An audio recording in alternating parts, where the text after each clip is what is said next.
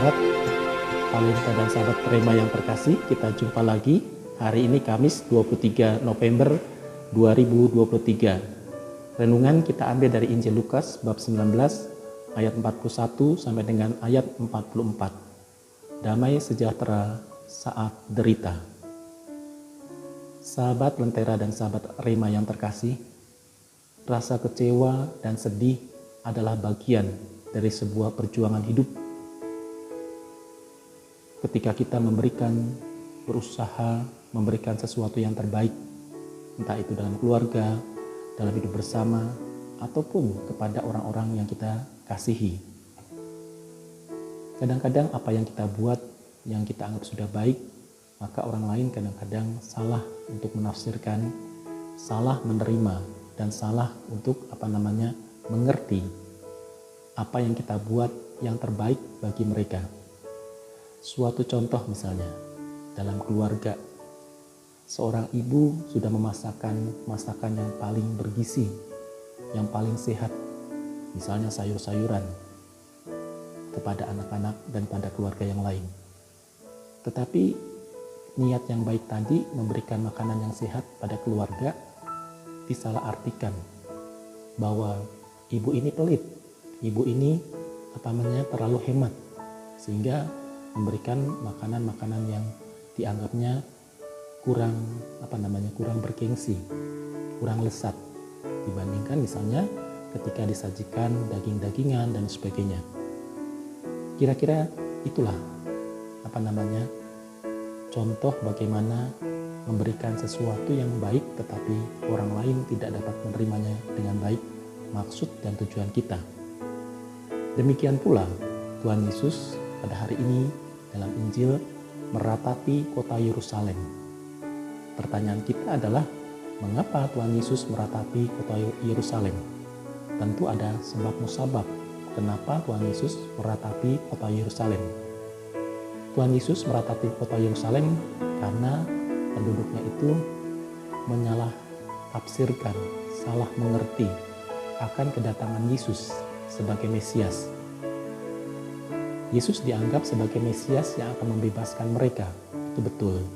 Tetapi mereka mengertinya secara dangkal, bahwa mereka hanya dibebaskan secara jasmani, secara physically, tetapi tidak secara keseluruhan. Padahal sebaliknya, bahwa kedatangan Yesus justru untuk membebaskan mereka sebagai Mesias rohani yang akan membawa mereka pada keselamatan sejati.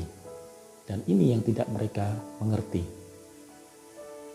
Para penduduk Yerusalem menganggap Yesus itu sebagai raja politik, bukan raja rohani, Mesias politik yang dapat membebaskan mereka dari cengkeraman penjajahan yang mereka alami dari bangsa asing. Dalam hal ini tentu bangsa Romawi. Harapan ini tentu masih terlalu dangkal. Oleh karena itu Yesus kecewa dengan harapan politik ini.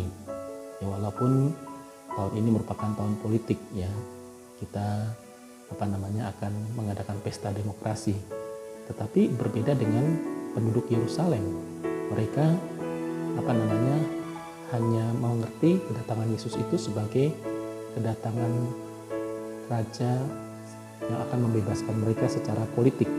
Justru yang diharapkan Yesus adalah penduduk Yerusalem dan juga para pengikutnya membangun sebuah harapan bahwa Yesus bukan sekedar pembebas politik, melainkan pembebas rohani dari segala dosa, pelanggaran, dan keterpisahan manusia dari cinta Allah. Allah mengharapkan manusia tetap hidup dalam damai sejahtera, yang menuntun mereka tentu pada persatuan dengan Kristus.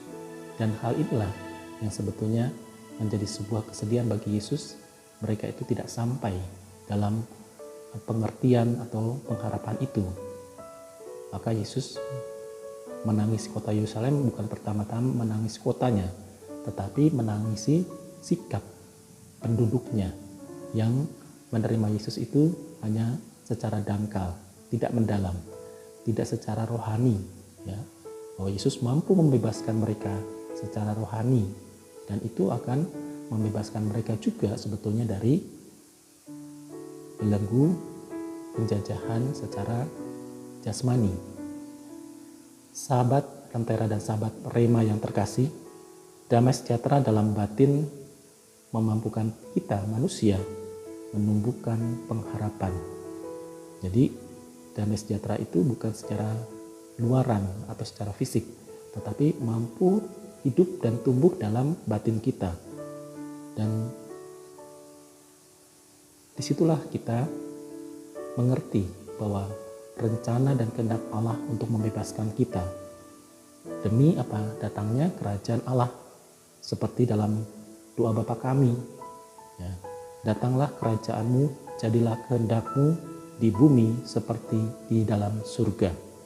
Artinya Allah yang menjadi merajai hidup manusia di dunia sampai di surga.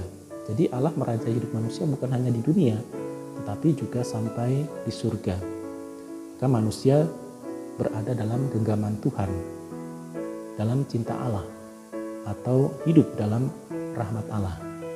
Oleh karena itu, saudara-saudari, sahabat Lentera dan sahabat Rema yang terkasih, marilah kita hidup dalam cinta Allah, baik secara jasmani maupun secara rohani, sehingga damai sejahtera yang Tuhan berikan kepada kita mampu kita tangkap sebagai cinta Tuhan yang akan membebaskan kita di saat derita.